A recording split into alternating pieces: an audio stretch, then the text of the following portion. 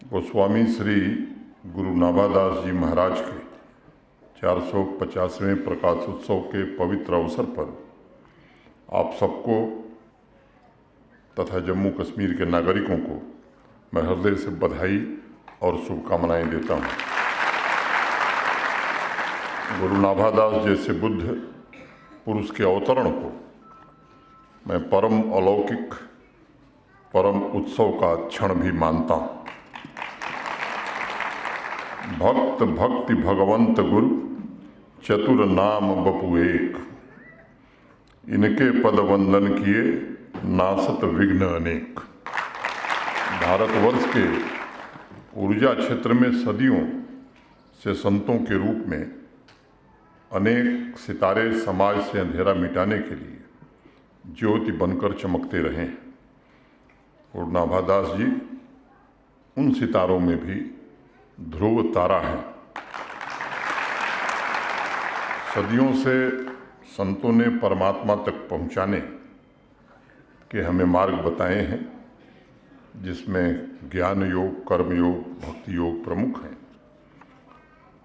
और अगर भक्त की भाषा समझनी हो तो गुरु नाभादास को समझना बड़ा आवश्यक है। अनेक महापुरुषों ने इस बात को स्वीकार किया है कि गुरु नाभादास द्वारा भक्त माल की रचना वो इतिहास में सर्वोत्कृष्ट और सर्वोपरि है। और उसके पीछे जो सबसे बड़ी बात है, गुरु नाभादास के जरिए समाज को पहली बार भक्ति मार्ग की अपूर्व क्रांति और संतों के बारे में जानने समझने का अवसर मिला। उनकी रचनाओं से समाज को एक नई दृष्टि मिली और आम लोगों को ये बात बहुत गहराई से समझ में आई कि गुरु सर्वोपरि है और उनके आशीर्वाद से चारों तरफ फैले जनजीवन की सेवा ये बहुत बड़ी प्रार्थना है। मैं मानता हूँ कि एक विराट व्यक्तित्व के धनी थे और किसी समाज से इनको केवल नहीं जोड़ा जा सकता। ये हमारी परंपरा के, हमारे देश के गौरव हैं और पूरे हिंदुस्तान को ऐसे महान संत पर गर्व है। इसलिए मैं समझता हूँ कि गुरु नाभादास समाज की चेतना के कमल हैं और उसके तारणहार भी हैं। युगों युगों तक उनका आशीर्वाद समाज का और देश का मार्गदर्शन करता रहेगा। मित्रों, हिंदी के प्रसिद्ध लेखक प्रकाश नारायण दीक्षित ने लिखा है कि गुरु नाभादास अकेले ऐसे महापुरुष हैं जिन्होंने धर्म साधना और साधकों का इतिहास देश के सामने रखा और उसके साथ ही साथ जीवनी साहित्य की नवीन परंपरा भी स्थापित की। भक्तमाल में श्री गुरु नाभादास जी ने लगभग 200 भक्तों के पुनीत जीवन के बारे में लिखा है। अनेक नाम, संत रविदास, कबीरदास जी, पीपा जी, शंकराचार्य जी, रामानंद जी, तुलसीदास जी, सूरदास जी, मीराबाई, अनेक नाम हम ले सकते हैं। जैसे महान व्यक्तित्वों के चरित्र की उदारता, सरलता, धर्मनिष्ठा, सत्यप्रियता, क्षमाशीलता और सहज रहनी एवं करनी के बारे में जानने के लिए समाज के युवा वर्ग को, और केवल इस समाज के नहीं पूरे देश के युवा समाज को भक्तमाल पुस्तक का अध्ययन अवश्य करना चाहिए। अपनी साधना, अपनी रचनाओं द्वारा गुरु जी ने जीवन चिंतन की धारा को बदलने का एक भगीरथ प्रयत्न किया। भारतवर्ष का सौभाग्य हमेशा उदीयमान रहे, ये उनकी प्रबल इच्छा थी। इसलिए मैं मानता हूँ कि श्री गुरु नाभादास जी हमारे ऐतिहासिक चिंतन की आत्मा है और उन्होंने समाज की चेतना को भेदभाव से हटाकर अभेद की तरफ अग्रसर किया। और ये सच है कि उनके जैसे महापुरुषों के पुण्य प्रताप ने इस देश में वसुधैव कुटुंबकम के आदर्श को सर्वोपरि रखा, जो आज भी हमारा सामाजिक, राष्ट्रीय एवं वैश्विक आदर्श है। मित्रों, आज़ादी के अमृत कालखंड में भारत के आदरणीय प्रधानमंत्री जी ने विकसित भारत के लिए पंच प्रण के संकल्प का आह्वान किया है। उसमें से एक महत्वपूर्ण संकल्प अपनी विरासत के प्रति जागरूकता भी है। और ये सच है कि जो समाज अपनी विरासत, समृद्ध विरासत को नहीं पहचानता है, इतिहास के पन्ने से वो समाज मिट जाता है। और हमें अपनी विरासत पर निश्चित रूप से गर्व होना चाहिए, क्योंकि हमारी यही विरासत ही है जिसने कभी भारतवर्ष को स्वर्णिम शिखर पर पहुंचाया था। यह विरासत हमें समय के अनुरूप बदलने की भी प्रेरणा देता है। और उसी के साथ जो चौथा प्रण है वो एकता और एकजुटता है, यानी एक भारत श्रेष्ठ भारत के संकल्प की पूर्ति है। पूरी निर्भीकता के साथ हमें समाज के बचे खुचे भेद को भी समाप्त करना ही होगा अगर भारत को विश्वगुरु बनना है। और मानव मात्र में उस ईश्वर की उपस्थिति की जागृति जन जन तक पहुंचानी होगी। माननीय प्रधानमंत्री जी ने 5वें प्रण के रूप में सभी नागरिकों को कर्तव्यों का भी संकल्प ध्यान में रखना चाहिए। समाज में भाईचारे के रिश्ते को मजबूत बनाकर हमें राष्ट्र निर्माण का संकल्प लेना होगा। अगर हमारी एकता में, हमारे भाईचारे में कोई दरार डालने की कोशिश करता है तो एकता की शक्ति से उसका प्रतिरोध करना ये भी हमारा नैतिक दायित्व है। इस एकता की भावना का वर्णन करते हुए गुरु नाभादास जी ने लिखा है, पक्षपात नहीं बचन सबहीं के हित की भाखी। सबका हित, सभी का उत्थान, यही गुरु जी का दर्शन था। और सबका साथ सबका विकास, मैं समझता हूँ कि वहीं से फिर ये प्रस्फुटित हुआ है। और उसी मंत्र के साथ मैं कहूँ कि उनके ही आशीर्वचन के अनुरूप प्रगति के मार्ग पर देश आगे बढ़ने की कोशिश कर रहा है। वो स्वामी श्री गुरु नाभादास जी ने जिस समन्वय और सामंजस्य की ऐतिहासिक विरासत हमें दी है, ये हमारी बहुत बड़ी ताकत है, बहुत बड़ी पूंजी।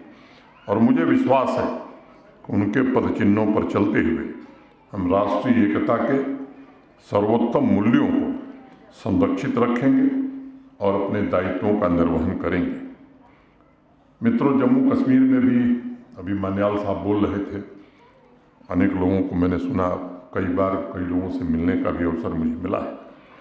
माननीय प्रधानमंत्री जी के पंच प्रण और भय मुक्त, भ्रष्टाचार मुक्त, नशा मुक्त तथा रोजगार युक्त जम्मू कश्मीर के संकल्प के साथ विकास को गति देने की कोशिश की जा रही है। मैं ये कह सकता हूँ कि समावेशी विकास किसी भी अच्छी सरकार या प्रशासन का यही लक्ष्य हो सकता है। आपको मालूम है, मुझे भी पता है कि लंबे समय से अनेक वर्गों के साथ भेदभाव किया गया, बराबरी का हक उन्हें नहीं मिल पाया। माननीय प्रधानमंत्री जी ने 5 अगस्त 2019 को जिस दृढ़ इच्छा शक्ति का परिचय दिया, उसके कारण बहुत सारी चीज़ें बदली हैं। मैं मानता हूँ कुछ लोग होंगे, उनकी इच्छा जहाँ तक होगी उतना बदलाव न हुआ होगा, लेकिन एक बात मैं ज़रूर कहना चाहूँगा कि नीयत क्या है इसे भी पहचाननी चाहिए। परिणाम आने में थोड़े वक्त लग सकते हैं, लेकिन किस नीयत से ये फैसला किया गया वो ज़्यादा महत्वपूर्ण है। और मैं समझता हूँ कि जो माननीय प्रधानमंत्री जी की नीयत थी, उस नीयत को ज़मीन पर उतारना यही हमारा दायित्व है। और मैं ईमानदारी से आपसे कहना चाहता हूँ कि प्रधानमंत्री जी की नीयत को ईमानदारी से ज़मीन पर उतारने के लिए प्रण प्राण से हम सब जुटे रहेंगे। सामाजिक न्याय हो, जमीनी लोकतंत्र हो, विधि का शासन हो, वंचित वर्गों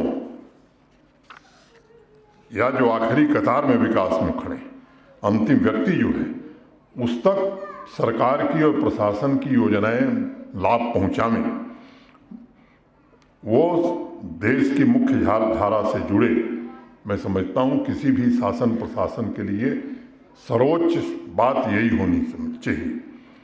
मैं समझता हूँ कि समाज के हर एक वर्ग में प्रतिभाशाली व्यक्तित्वों की एक बड़ी संपदा है। जम्मू कश्मीर के पुनर्निर्माण में उनकी क्षमता का इस्तेमाल हो ताकि अपनी व्यक्तिगत आकांक्षाओं के साथ साथ जम्मू कश्मीर और राष्ट्र निर्माण की यात्रा में भी वो अपना महत्वपूर्ण योगदान दे सके, क्योंकि व्यक्तिगत आकांक्षाएं अगर लोगों की पूरी नहीं होंगी और वाजिब आकांक्षा, तो निश्चित रूप से उनमें कुंठा पैदा होती। मित्रों, एक अरसे बाद चाहे वो औद्योगिकीकरण हो या कृषि हो या कामगारों की स्थिति हो या युवा कल्याण के मसले हों या महिला सशक्तिकरण का, मुझे कुछ बातें बताई गई, पहली बार मैंने सुना है और ये दुखद है।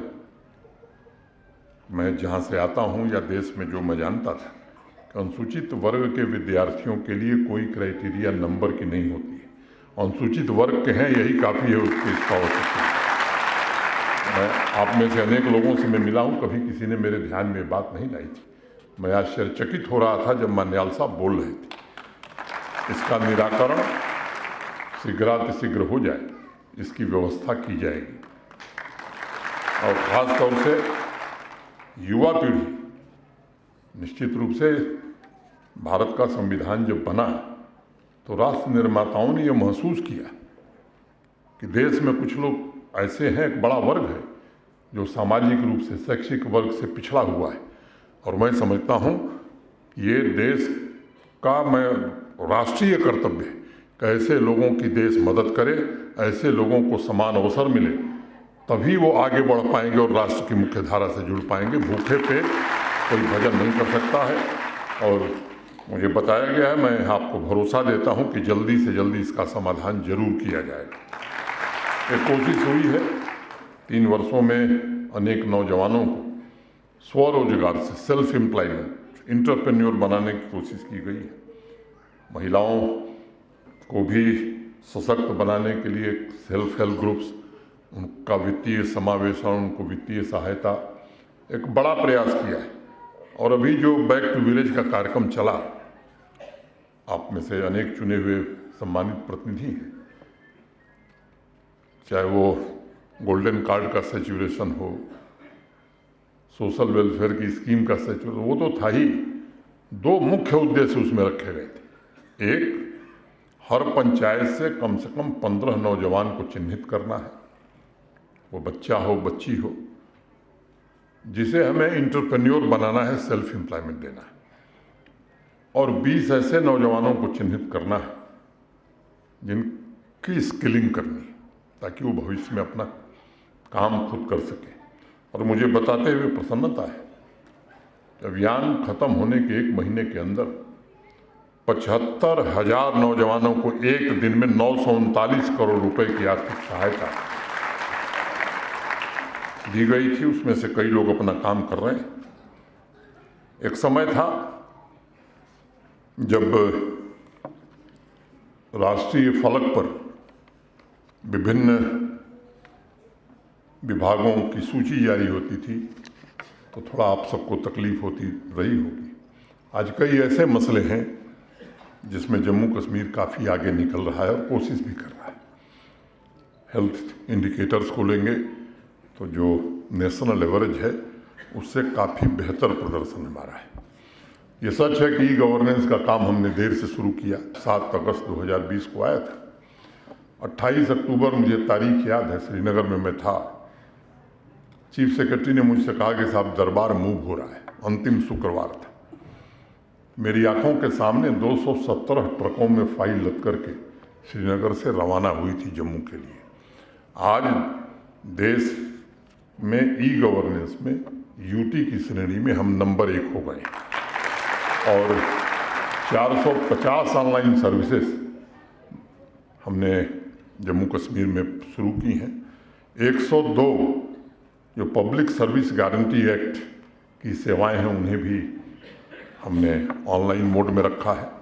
मैं जानता हूं कि इसमें गैप्स हैं, किसी को अपने मकान का अगर मानचित्र स्वीकृत कराना है जम्मू म्यूनिसिपल कॉरपोरेशन से, तो वो व्यवस्था ऑनलाइन है, लेकिन उसमें गैप भी है। उसके एनओसी लेनी है कई जगह जहां ऑफलाइन मोड में व्यवस्था है। अनेक मैं उस चीज़ को समझता हूं, और तमाम प्रतिरोध के बावजूद ये फैसला हमने किया है।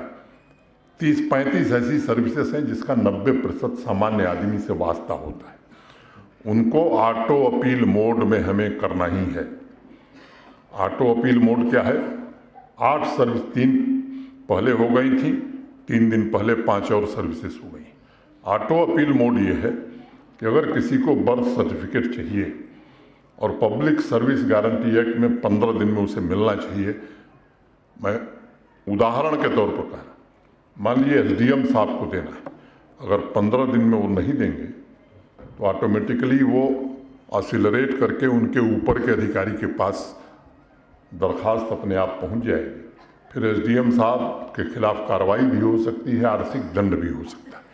ये व्यवस्था मैं कोशिश कर रहा हूँ, और मैं आश्वस्त हूँ कि मार्च महीने में हम लोग बैठे हैं, मई तक ये 35 सर्विसेज तो हम जरूर कर देंगे, ताकि ये गुंजाइश नहीं रहे कि सामान्य आदमी, गरीब आदमी, कॉमन मैन, बड़े लोग तो सबके पास पहुंच जाते हैं, कोई मेरे पास आ जाएगा, कोई दिल्ली पहुंच जाएगा, कोई मान्याल साहब के पास पहुंच जाएगा।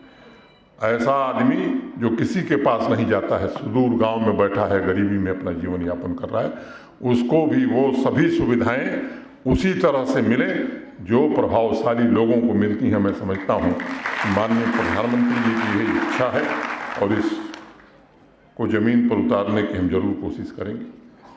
प्रधानमंत्री ग्राम सड़क योजना में भी अब देश में हम तीसरे स्थान पर हैं। एक समय था जब 6-7 किलोमीटर सड़क बनती थी, यहाँ 20 किलोमीटर से ज़्यादा बन रही है। मैक्डमाइजेशन भी मोटे तौर पर 15 किलोमीटर रोज किया जा रहा है। ग्राम पंचायतों के विकास की योजना सरपंच साहिबान लोग तय कर रहे हैं। प्रधानमंत्री आवास योजना के बारे में रूपलाल भारती जी ने बताया, 1 लाख आवास बन गए हैं, 1 लाख अगले 6 महीने में बनाकर दे दिए जाएंगे।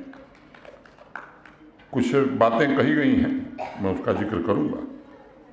जन आरोग्य, प्रधानमंत्री जन आरोग्य योजना में जो सेहत स्कीम माननीय प्रधानमंत्री जी ने शुरू की थी, मैं मानता हूं गुरु नाभादास जी के मार्ग का ही अनुसरण करते हुए बिना भेदभाव के पूरी आबादी को जम्मू कश्मीर को सुरक्षा कवच हमने दिया है। हर परिवार को 5 लाख रुपए का हेल्थ कवर दिया गया है, और मैं आपसे बताना चाहता हूं कि लगभग 2 करोड़ रुपए प्रतिदिन लोगों के इलाज पर जम्मू कश्मीर प्रशासन का खर्च हो रहा है। हमारी कोशिश है विकास के हर एक लक्ष्य प्राप्ति के लिए पूर्वजों की विरासत के अनुरूप समाज केंद्रित शासन को मजबूत बनाया जाए। जम्मू कश्मीर में आज लाखों परिवार जिन्हें समान अधिकार से वंचित रखा गया था, उनके सशक्तिकरण के लिए पूरे समर्पण से काम किया जाएगा। और गुरु नाभादास जी ने कहा है कि सब संतन निर्णय कियो, श्रुति पुराण इतिहास, भजबे को दो सुघर है की हरिदास। संतों के वचन पारस की तरह होते हैं, अगर वह छू ले तो लोहा भी सोना बन जाता है। गुरु नाभादास जी का एक एक वचन मैं मानता हूँ निजी तौर पर कि उसी पारस की तरह है। किसी ने भी अगर सच्चे मन से उसे ग्रहण किया तो उसका जीवन जरूर बदलेगा, और उसका जो कृत्य होगा वो निष्काम भाव से समाज और देश के लिए होगा। गुरु जी के आशीर्वाद से सौहार्द, एकता की शक्ति एवं महापुरुषों के आदर्शों, नैतिक मूल्यों के प्रति सत्यनिष्ठा से हमें ऐसे जम्मू कश्मीर का निर्माण करना है जो हर एक नागरिक के सपने को पूरा करे, बढ़ चढ़ करके आत्मनिर्भर भारत में अपना योगदान दे। हम सभी को समाज की आध्यात्मिक शक्ति के माध्यम से वर्तमान एवं भविष्य की पीढ़ियों के लिए उज्जवल भविष्य का निर्माण करने का आशीर्वाद गुरु नाभादास जी दें, ये मेरी प्रार्थना है उनसे। बातें मान्याल साहब ने कही हैं, सामान्य रूप से ये परंपरा उचित नहीं है कि कार्यक्रम में मांग पत्र दे करके कहा जाए ताली बजा करके यही घोषणा कर दीजिए। ये घोषणाएं केवल थोड़े देर के लिए काम करती हैं और इस तरह की अनेक घोषणाओं का इतिहास मैं देख रहा हूँ जम्मू कश्मीर में, वो ज़मीन पर नहीं उतरी और इसलिए मैं घोषणा वही करूँगा जो होगा। जो नहीं होगा, दुनिया खिलाफ हो जाएगी तो भी नहीं करूँगा, क्योंकि आज आपके बीच हैं, आप स्नेह से देख रहे हैं।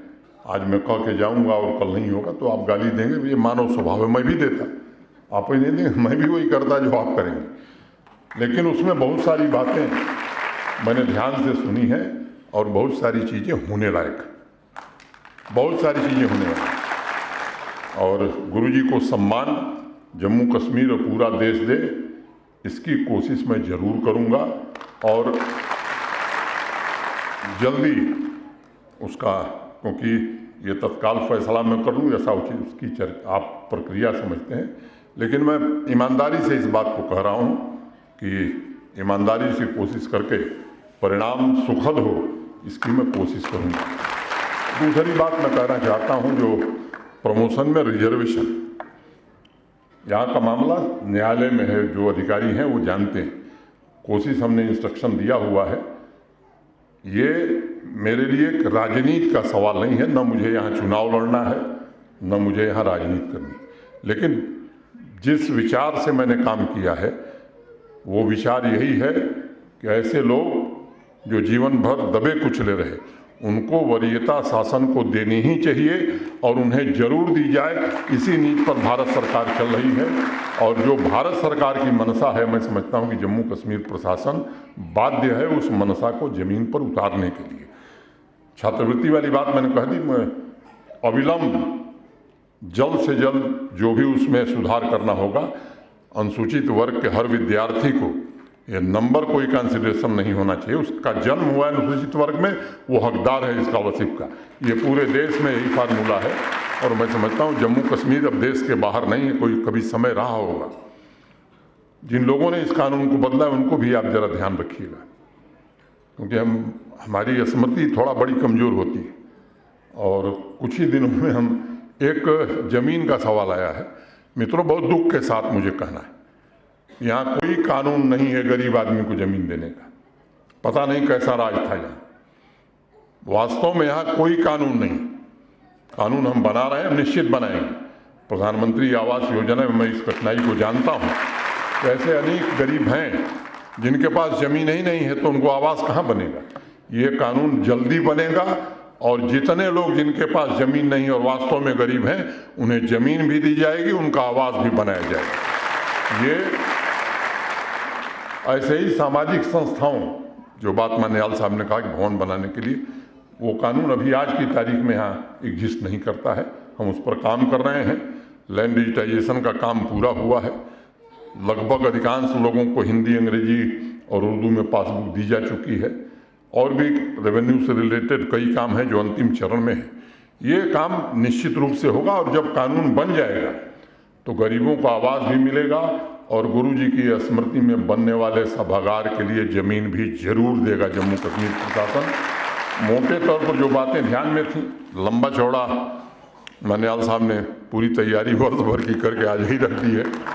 तो मैं समझता हूँ कि मैं इतना ही कहूँगा कि इसमें जो करने लायक, अब कुछ चीज़ें ऐसी हैं जो भारत सरकार करेगी वो भी हमारे ऊपर लाद देंगे, तो ऐसा कोई आश्वासन मैं देने वाला नहीं हूँ, क्योंकि मैं अब राजनीति में नहीं हूँ।